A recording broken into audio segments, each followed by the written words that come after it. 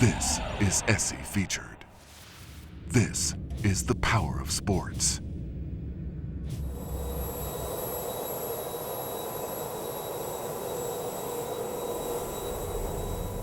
You think you know what the number one question is going to be today? And I know what the number one answer is going to be too. It's basically what it is. I mean, everybody wants an answer to a question when there's not an answer to the question yet. How are you? How's everybody? Roll Tide, buddy. How are you, man? I think the number one thing that you'll want to talk about is the quarterback controversy. So you can ask all the questions about it, but it's still to be determined. Somebody on the team has to win the team. That's the number one thing. To me, one of those two guys got to win the team. No question, the players got to win the team, and both guys, deserve a fair opportunity at the position to win the team. Still to be determined as to who's going to play quarterback for Alabama.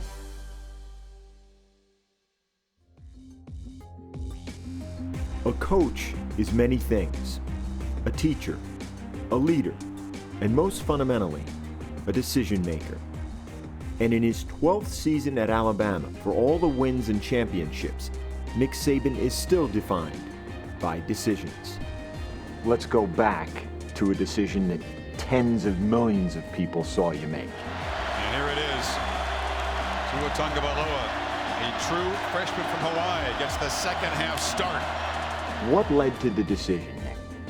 So this wasn't just something that we pulled out of the hat. It was 3 games in the making, so it was calculated, based on a lot of thought and some things that had transpired toward the end of the season. When we played what I would classify as poorly on offense in the first half against Georgia, especially in the passing game. I think we only completed like 3 passes. We missed a couple opportunities. Hurts looking that way. Kirk throws it for the end zone, but over the head of Ridley. That's on Hurts. That was the one personnel decision that I felt might be able to help us get a boost. End zone. Touchdown! The Tide are back in it. Now let's keep in mind, Bama scores a touchdown, they win the game. Fires to the end zone. Touchdown! Alabama wins!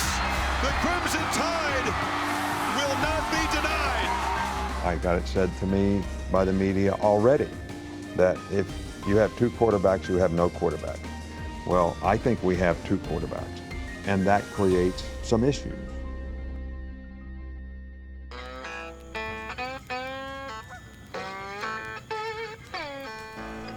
In his first season at Alabama, Saban made a decision that has become tradition: taking players new to the program away from campus for some initiation. Who's my first tuber? We got 2 tubes. All right, you can go 1 on each tube, or you can go 2 on each tube, but you 2 guys go first. All right, here we go. The reason I always have the players over is I always try to create some opportunities where you're with the players, but you're not in a football sort of a situation. When you give me a hard time, this is the payback. This is the payback. I found that this is one of the things they really enjoy doing. And a lot of the guys never been on a boat, they've never been on a jet ski, so it's almost a learning experience for them, and I really enjoy doing it. It's a lot of fun. Oh!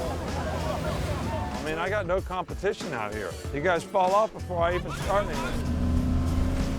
It's good for the players, I think, to have a chance to relax a little bit, and it really creates relationships and positive partnerships. Come on now, Coach. I did not fall. I know. Well, you're fixing to right now.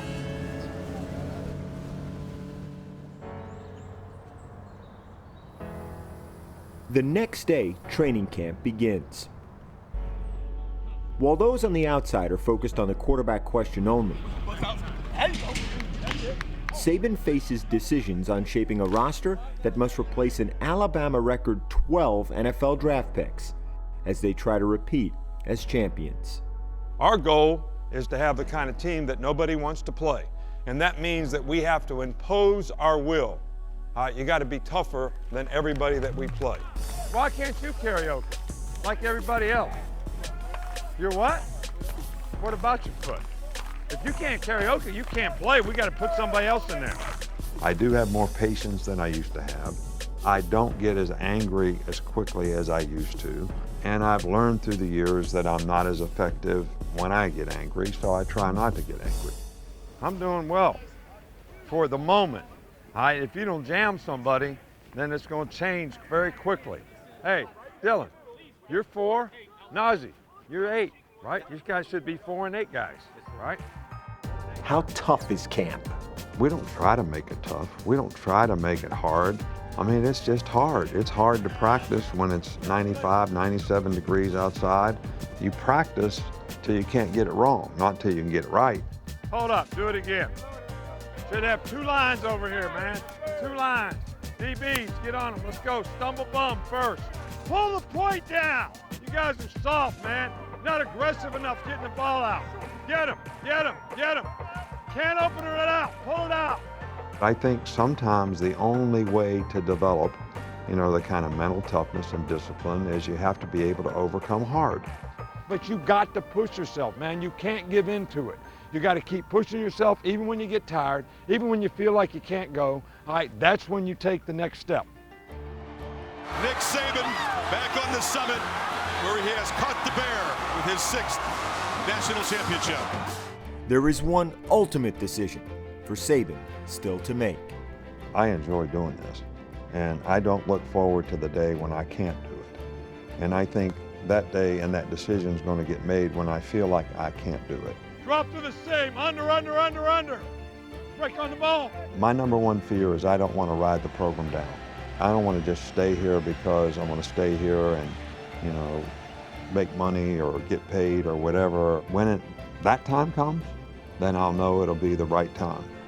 And I don't really feel like that's anytime soon, just so you know.